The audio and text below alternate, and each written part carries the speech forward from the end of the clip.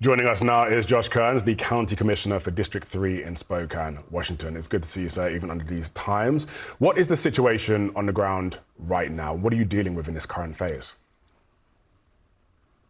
So just first off, thank you for having me on tonight. The situation report that we just received from our Department of Emergency Management just a few hours ago laid out that we are now estimating 700 homes that have been lost due to these fires.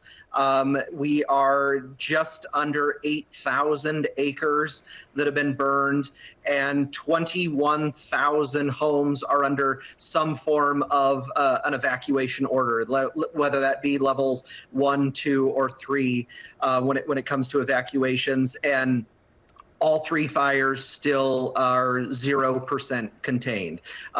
Forward progress has been stopped on the Fairview fire, but is still listed at 0% containment. It was absolutely awful. We're just seeing some pictures while you're speaking there. It's awful, awful stuff. This region sees wildfires every single year. What made this fire so much more destructive than what your community normally experiences?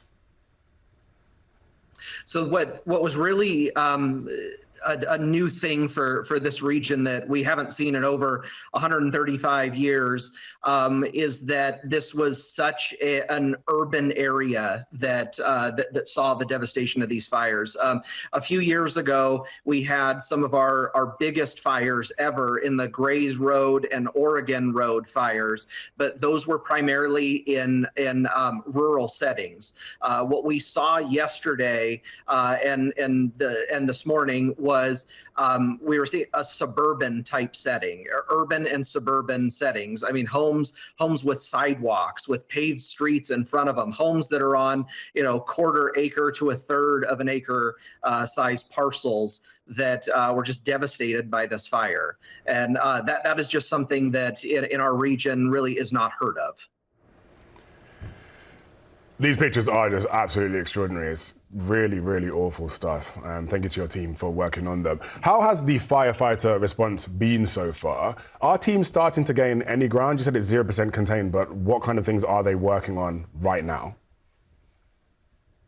Yeah, they have been able. They've had success in creating fire lines and stopping the forward progress in many of these fires. They have been able to save homes. I mean, there's some of these neighborhoods where there are homes that have been burnt down.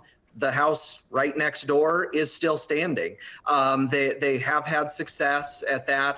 We have over 900 individuals from multiple agencies that are fighting this fire right now. We have support from air units, from fixed wing and helicopter units. Some of them are dropping water on the fire. Others are dropping fire retardant to create a barrier.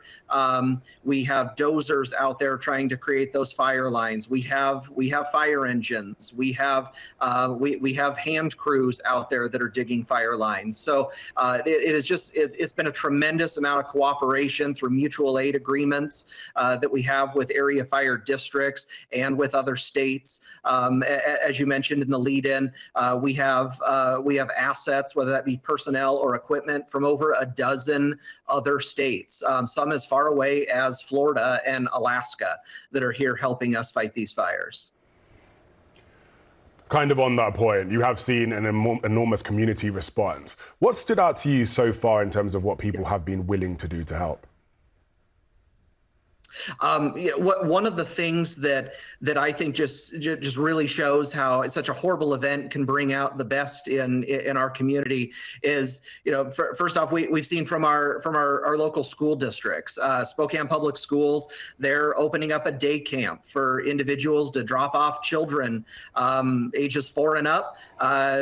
To a place for them to be safe. They'll be provided lunch free of charge. The Meade School District here locally, Mount Spokane High School, which is my alma mater, is the staging area and housing for many of these firefighters that are battling these blazes. We have restaurants, business owners that are donating food to not only the survivors, but also the firefighters themselves. Our public facilities facilities district, which runs our Spokane Convention Center. Where they have a space that they can flex up to 120,000 square feet, and that is operating as our evacuation shelter, and the Red Cross is running the operations out of that. Our county fairgrounds has been opened up to allow folks that have livestock, if they need a place to take their animals that is safe to get away from the fires.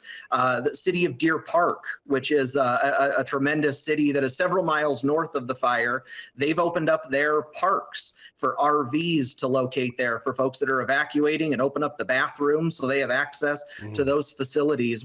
And just the number of folks that I've seen on social media just putting out blanket posts to the community that if you need help, they have a room, they have a safe home for you to come to. If anything you need, to reach out. So, I mean, I've had folks that have texted me. I was lucky enough, I was about 2 miles outside of the evacuation zone, but I've had multiple people text me and say, hey, I know you live up that way. Is there anything you need? Do you need help? Any assistance? So it's just tremendous. I can't say it enough. I live in one of the most amazing communities in the country, and it's unfortunate that it takes a devastating situation like this to really show just how caring folks are for each other here. Well, like you say, it's absolutely devastating, but I'm glad to end on a tiny bit of good news there. And my team and I all wish you the best with dealing with this. Thank you, Josh Kerns. Absolutely. Thank you for the opportunity. Thanks.